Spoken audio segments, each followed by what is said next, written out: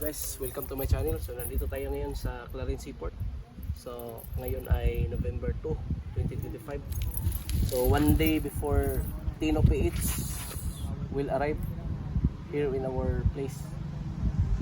So tulad ng pagdating ni Budit noong 2021, ganito rin yun guys, napakatahimik. So mahinahon pa ang alon ng karagatan. At pagdating na kinabukasan ay bigla na lang bumuhos yung malakas na ulan at napakalakas na hangin na sumira sa aming mga tahanan. So hindi talaga tayo dapat magkumpiyansa guys, huwag magkumpiyansa kasi napakahirap talaga pa ito.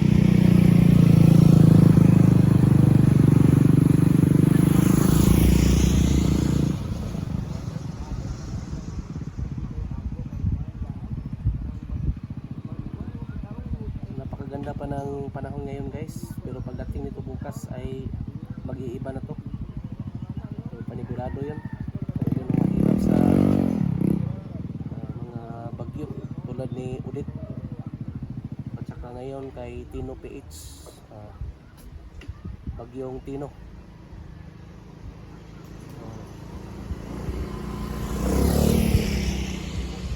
So far ito yung update dito guys. So wala pang masyadong mga malalaking mga alon. So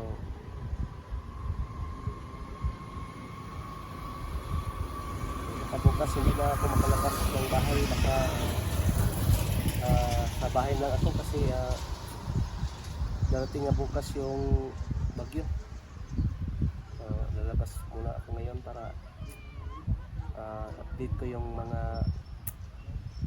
sitwasyon dito.